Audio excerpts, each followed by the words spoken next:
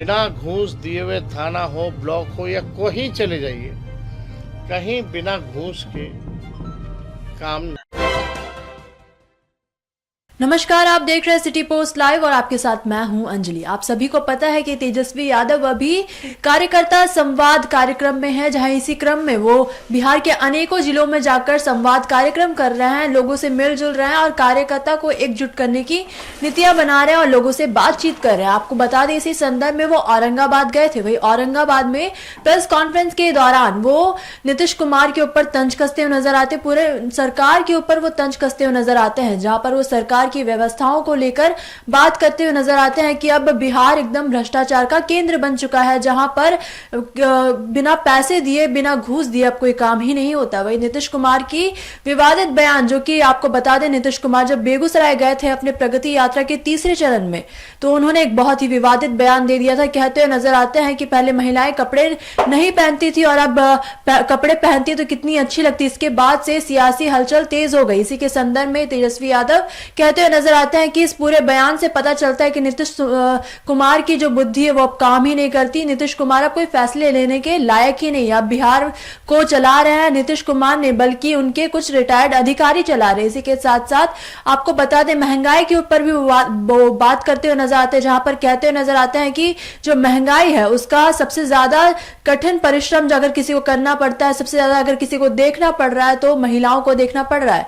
तो वो कहते हुए नजर आते हैं, अगर हम जीत जाते हैं चुनाव तो हम अपने चुनाव जीतने के 1 महीने बाद प्रति माह हर महिला को 2500 रुपए राशि देने का काम करेंगे। इसी के साथ साथ वो बहुत कुछ कहते नजर आते हैं अपने प्रेस कॉन्फ्रेंस में। वही इसी के साथ साथ आपको ये भी बताते चले कि राहुल गांधी जब बिहार दौरे पर आए थे, जब नेता प्रतिपक्ष बनने के बाद जब राहुल गांधी पहली बार बिहार आए थे, तो उन्होंने एक बयान दिया था, जहां पर वो कहते हुए नजर आते हैं कि जो जातीय जनगणना बिहार में वो बिल्कुल झूठी है, बिल्कुल गलत है। इसके ऊपर तो तेजस्वी यादव पर ही सवाल उठे जा रहे थे, क्योंकि तेजस्वी यादव ऐसा हमेशा दावा करते हैं, महागठबंधन के लोग हमेशा ऐसा दावा करते हैं कि जो जातीय जनगणना बिहार में हुई है पूरे भारतवर्ष में, क्योंकि आपको बता दें पहली जो जातीय जनगणना हुई है वो बिहार में हुई, और इसका दावा तेजस्वी यादव करते हैं। कहते हुए नजर आते कि जब हम नीतीश सरकार के साथ काम किया करते थे तो एक साथ हमने जब काम किया तब जातीय जनगणना स्थापित करने का काम हमने किया।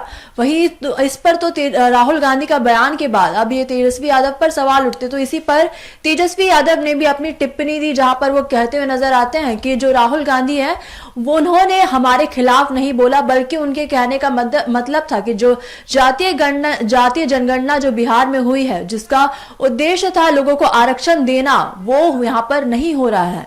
वही हमने आपको सुनाया क्या कुछ कहा तेजस्वी यादव ने, और अपने बयान में क्या कुछ कहते नजर आ रहे हैं, और भी बहुत कुछ कहते नजर आ रहे हैं। आपको छोड़ जाते हैं उनकी बातों के साथ। ऑर्डर में पहले आ जाइए आप लोग। शुरू किए पीछे से बंद करो यार, बार बार मत खोला करो ना, इसको बंद कर दीजिए। चलें शुरू करें।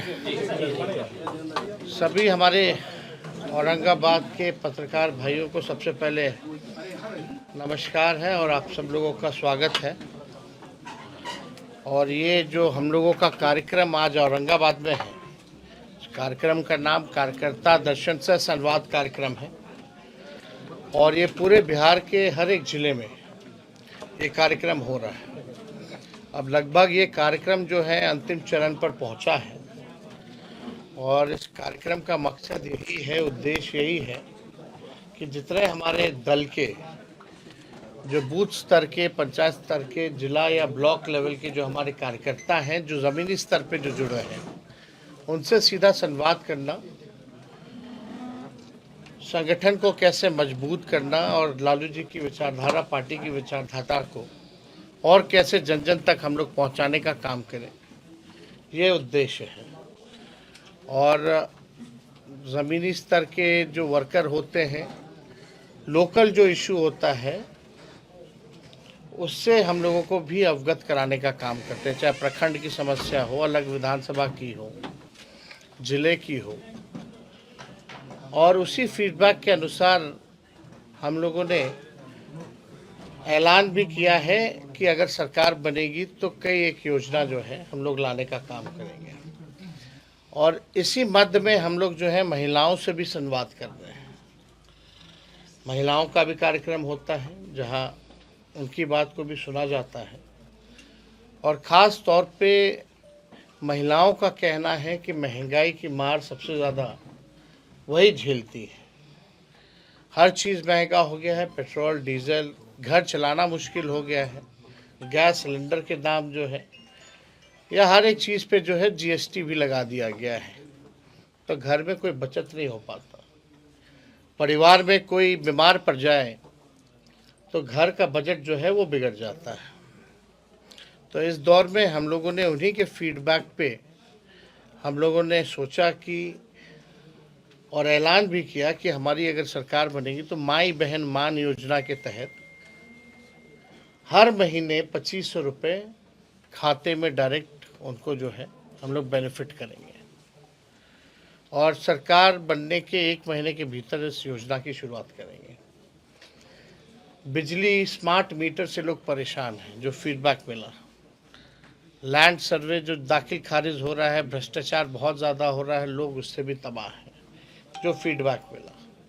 तो हम लोगों ने कहा कि 200 यूनिट फ्री में बिजली हम लोग देंगे, क्योंकि बिहार में बिजली का जो रेट है पूरे देश में सबसे महंगा बिजली अगर उपलब्ध होता है तो बिहार में होता है।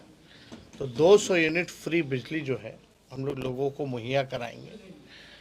साथ ही साथ जो वृद्धा पेंशन है, औरंगाबाद में हम लोग हैं, बगल में ही झारखंड है, वहाँ चले जाइए तो 1000 रुपये वृद्धा पेंशन है। सामाजिक सुरक्षा पेंशन चाहे दिव्यांगों का हो, चाहे विधवा का हो या वृद्धा का हो, इन 400 से हम लोग बढ़ा करके इसको 1500 रुपये हम लोग करेंगे।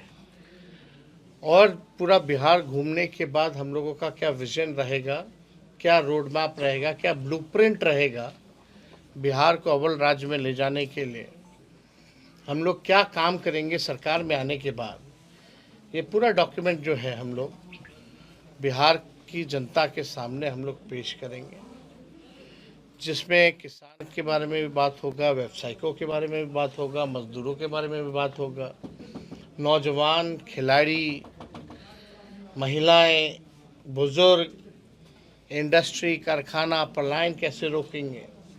तो जो भी समस्याएं हैं बिहार में, उसका हम लोग जो है विजन लोगों के सामने रखेंगे, पेश करेंगे। हम लोगों ने जो कहा वो हम लोगों ने किया। 17 महीने जो हम लोगों की सरकार रही, हम लोगों ने 5 लाख नौकरी दिया, 3.5 लाख प्रक्रियाधीन है। कोई पेपर लीक नहीं होता था आज जैसे हो रहा है, या पहले हम लोगों के पहले आने से पहले सरकार में भी पेपर लीक हुआ 18 साल, अभी फिर शुरू हो गया। नियोजित शिक्षकों को राजकीय कर्मी का दर्जा दिया, 4.5 लाख नियोजित शिक्षक जो थे। मानदेय तालीमी मरकज हो, विकास मित्र, टोला सेवक, शिक्षा मित्र, आंगनबाड़ी, आशा, ममता के मानदेय को हम लोगों ने दुगुना किया। हम लोगों ने जो है स्वास्थ्य में जो है काम किया। लगभग 700 ऐसे डॉक्टर जो थे उनको हम लोगों ने बर्खास्त किया, जो 10 साल से नहीं आ रहे थे, ड्यूटी नहीं कर रहे थे। हम लोगों ने IT policy, sports policy, tourism policy बनाया। और खिलाड़ियों को भी हम लोगों ने मेडल लाओ नौकरी पाओ जैसी योजना की शुरुआत करके 73 ऐसे खिलाड़ी जिन्होंने बिहार और देश के लिए मेडल लाया, उनको भी हम लोगों ने नौकरी ही नहीं दिया बल्कि डीएसपी रैंक तक का उसका प्रावधान हम लोगों ने किया।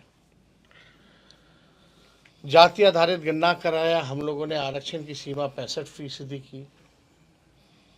50,000 करोड़ का एमओयू निवेशकों को बुलाकर के बिहार में साइन कराया गया ताकि बिहार में निवेश हो। तो जो हम लोगों ने काम किया 17 महीने, वही 17 महीने जहाँ नियुक्ति पत्र गांधी मैदान में बकता था, रोजगार मेला हम लोग लगाते थे, आज वहीं जेपी गोलंबर के पास छात्र छात्राओं को कूटा जा रहा है, लाठी मारा जा रहा है। वो जो अपने अधिकार के लिए, न्याय के लिए जो संघर्ष कर रहे हैं। पहले नौजवानों के चेहरे पे खुशी थी, 17 महीने एक उम्मीद थी कि बहालियाँ निकल रही हैं, नौकरी मिल रहा है, कोई पेपर लीक नहीं हो रहा। आज ठीक विपरीत स्थिति हो गई है एनडीए की सरकार में। डबल इंजन की सरकार, एक इंजन अपराध में है, एक इंजन भ्रष्टाचार में है। आप देखिएगा 11 साल केंद्र सरकार में एनडीए, 20 साल बिहार में, और कितना मौका मिलेगा। अब तक जो है बिहार को विशेष राज्य का दर्जा नहीं दिला पाए, विशेष पैकेज नहीं दिला पाए, बाढ़ के लिए कोई राहत नहीं दिया इन लोगों ने। बिहार के साथ सौतेला व्यवहार इन लोगों ने किया। जितना गुजरात के लिए किया उतना बिहार के लिए नहीं, कुछ भी नहीं किया इन लोगों ने। कोई चीनी मिल चालू नहीं करा पाए ये लोग। तो हम लोग देखिएगा, जब सरकार में थे तो रीगा चीनी मिल हम ही लोगों के कैबिनेट में निर्णय हुआ कि इसकी शुरुआत हम लोग करेंगे। तो काम जो हम लोगों के 17 महीने में हुआ, उन उपलब्धियों को जनता के बीच रखेंगे, और साथ ही साथ जो आगे हमारा विजन होगा वो भी जो है जनता के सामने हम लोग रखेंगे। लेकिन बिहार जो है भ्रष्टाचार का केंद्र बिंदु बन गया है।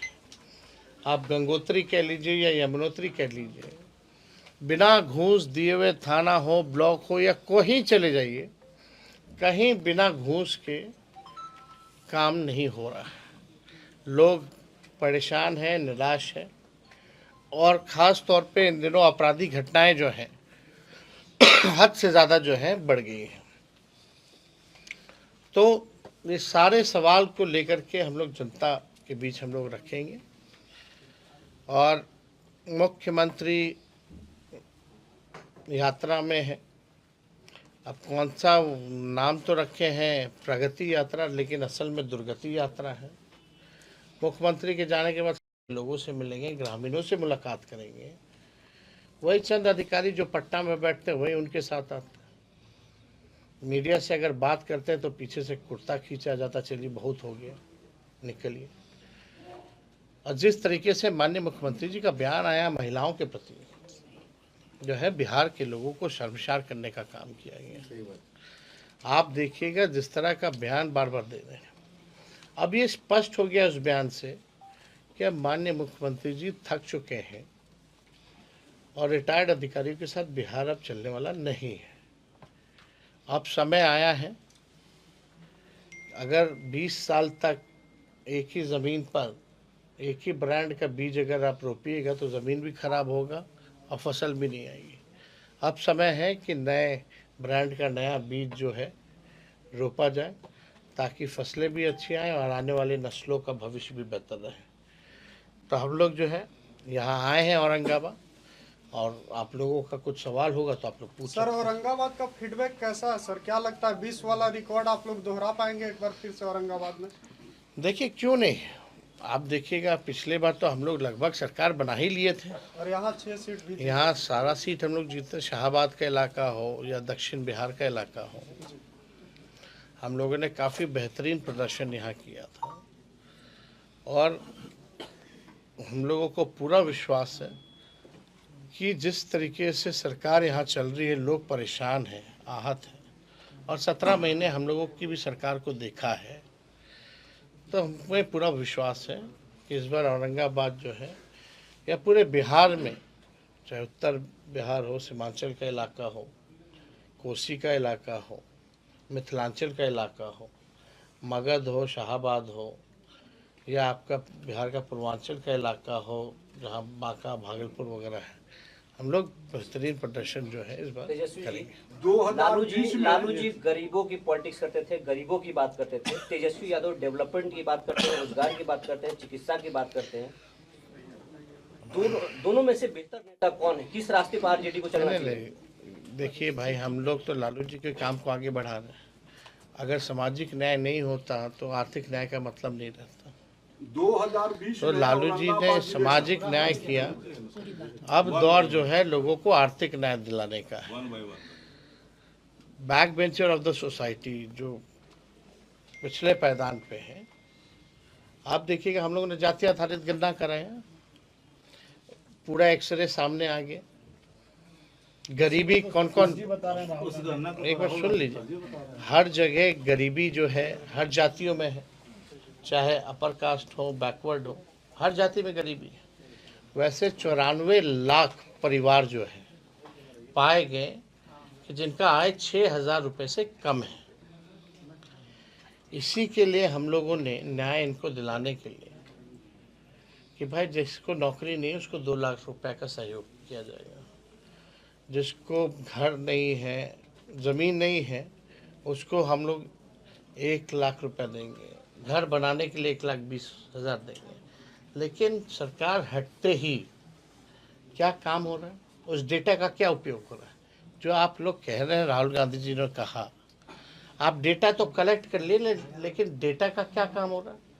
उसी डेटा के तहत हम लोगों ने, सरकार थी तो आरक्षण बढ़ाया था, इसीलिए हम लोगों ने मांग की थी कि इसको शेड्यूल 9 में डाला जाए, और अब जो है निरस्त हो चुका है। तो राहुल गांधी जी का यही कहने का मतलब था कि भाई इस डेटा का उपयोग जो है आप लोग कुछ नहीं कर रहे हैं, बताओ क्या कर रहे हैं? नीतीश कुमार का दरवाजा आपका पास खुला है कि नहीं सर? अब चुनाव होगा, अब जनता चुनेगी। तेजस्वी जी 2020 में औरंगाबाद के मतदाता राष्ट्रीय जनता दल और महागठबंधन को भरोसा किया था, 6 विधानसभा में प्रतिनिधि भेजने का काम किया। लेकिन आज जो महादलित व अति पिछड़ा की बात महागठबंधन के लोग कर रहे हैं, महादलित और अति पिछड़ा के विकास के लिए जो सरकार पैसा भेज रही है उसमें लूट मची हुई है, और अति पिछड़ा और महादलित के भी कुछ ऐसे प्रतिनिधि हैं जो उनके विरुद्ध सशक्त होकर जांच करवाने से पीछे हट रहे हैं। अगर कोई विशेष तौर पे कुछ जानकारी होगा तो दीजिएगा, विधानसभा में उठाया जाए, औरंगाबाद जिले के किसी भी क्षेत्र में देखा विधानसभा में उठाया जाए। नीरज कुमार बबलू ने कहा कि राजद को जवाब देना होगा, अगर ठाकुर नहीं होते तो हिंदुस्तान नहीं होता, मुगलिस्तान होता। अब देखिए, हमको इस पर टिप्पणी नहीं करनी है, हमारे कई प्रवक्ता हैं, इन लोगों का बयान उन्हीं से पूछवा लीजिए। मांझी जी से नाराज चल रहे हैं। विधानसभा का चुनाव नजदीक है, आने वाला समय है, और अभी भी कांग्रेस और आपने कहा इंडिया गठबंधन नहीं है। दिल्ली में चुनाव हो रहा है, वहाँ पर आम आदमी पार्टी मेरा बयान सामने नहीं है। सुना। बिहार में क्या होगा कांग्रेस और आपका? हम बयान मेरा पूरा देखिए ना, हम तो उसमें बोले कि बिहार में तो पहले से ही है और अभी भी हम लोग साथ में। ये कहा था कि लोकसभा तक लोकसभा तक था गठबंधन, भाई इंडिया गठबंधन। टीएमसी बंगाल में अलग लड़ी, महाराष्ट्र केरल में लेफ्ट अलग लड़ी, पंजाब में आम आदमी पार्टी लड़ी। हमसे सवाल पूछा गया कि दिल्ली में अलग अलग लड़ रही है कांग्रेस और आप। हमने बोला जो ब्रॉडर जो अलायंस जो बना था वो अलायंस तो लोकसभा के लिए है, और जो जहाँ तक बिहार की बात है, बिहार में तो हम लोग पहले से साथ थे और अभी भी है। मांझी जी नाराज चल और रहे हैं। ये तो जिस स्टेट में जहाँ चुनाव हो रहा है, अगर उनमें बात बनेगी तो क्या दिक्कत है? लेकिन एक बात तो तय है कि सब जो है भाजपा के खिलाफ है। आप A to Z की बात करते थे और आपकी पार्टी में स्वर कहते हैं कि उपेक्षित रखा जाए, आप बात करते हैं to Z का। कैसे? लेकिन स्वर्णों को उपेक्षित रखा जाए, क्यों? दिखाई देता है। हमारे पार्टी के अध्यक्ष ही प्रदेश अध्यक्ष जगदा बाबू, प्रदेश अध्यक्ष जगता बाबू, हाँ। वो तो प्रदेश अध्यक्ष है आपके पार्टी में। एक औरंगाबाद से जुड़ा यहाँ डब्लू सिंह यहाँ बैठे हुए, कहाँ उपेक्षित? इनको कुर्सी नहीं मिला है क्या? वो थोड़े बताए, आपके सामने नहीं बोलेंगे ना, या किसी के सामने नहीं बोलेंगे। एक सवाल औरंगाबाद से है। अभी हाल ही में औरंगाबाद में लगातार हत्या की घटनाएं सामने आ रही हैं। औरंगाबाद में भी 2 घटनाएं हैं, एक फेसर में है, एक मदनपुर में है। आपके प्रतिनिधि पर आरोप ये लग रहा है कि यहाँ से तो महागठबंधन पर भरोसा किए, लेकिन आपके प्रतिनिधि जाति विशेष देख करके राजनीति कर रहे, वहाँ तक पूछने भी नहीं गए पीड़िता के घर पर, तो क्या कहेंगे? देखिए, हम लोग तो चाहेंगे कि सभी लोग जो हैं, सब जो भी पीड़ित है, चाहे कोई जात कोई धर्म का हो, हमारे लिए सब समान है, सब एक है। कहीं भी अगर दुख दर्द हो तो लोगों को वहाँ पहुँचना चाहिए। प्रधानमंत्री का हेल्थ कार्ड यूज करने के बाद आपने कहा है, प्रधानमंत्री का हेल्थ कार्ड को लेकर आप कुछ बात कर रहे थे, क्यों? कल्याण मंत्री थे आपके यहाँ रमई राम जी 1990 में, और उन्होंने हरिजन छात्रावास का निर्माण करवाया था नबी नगर में। आज वो हरिजन छात्रावास खंडहर में है और उसमें खटाल चल रहा है सर, ये मुख्यमंत्री का हेल्थ कार्ड जारी करने की बात आखिर क्यों की जा रही है? देखिए, कौन क्या कह रहा है इस पे हम टिप्पणी नहीं देना चाहते हैं। हम इतना कहना चाहते हैं, किसी पे हम पर्सनल अटैक नहीं करना चाहते। एक उम्र में समस्याएं बढ़ती हैं, लेकिन एक बात तय है कि अब 20 साल बिहार के लोगों ने समय दिया। अब ना तो कोई विजन है उनके पास, ना ही कोई ब्लूप्रिंट है। माननीय मुख्यमंत्री जी को लगता है कि सब कुछ उन्होंने कर दिया। माननीय मुख्यमंत्री जी कहते हैं कि अब कुछ बचा नहीं है करने को। माननीय मुख्यमंत्री जी का जिस हिसाब से बयान आता है, ऐसा लगता है कि पहले कुछ था ही नहीं, संसार बना तो उन्हीं के बाद बना है, और उनके जाने के बाद संसार खत्म हो जाएगा, दुनिया खत्म हो जाएगी। सर, हरिजन छात्रावास आप सुपर सीएम की बात करते हैं, आखिर वो सुपर सीएम कौन है? मतलब आप सुने नहीं अभी तक? तो फिर देखिए, हम तो पहली बार ही, कई बार हम लोगों ने बोला है, और अभी मंगनी लाल मंडल जी ने भी पार्टी ज्वाइन किया, जनता दल यूनाइटेड छोड़ा, तो उन्होंने भी कहा कि 3.5 लोग जो है सरकार चला रहे हैं, और जो सुपर सीएम है वो डीके बॉस ही जो है वो सुपर सीएम है। चलिए, बहुत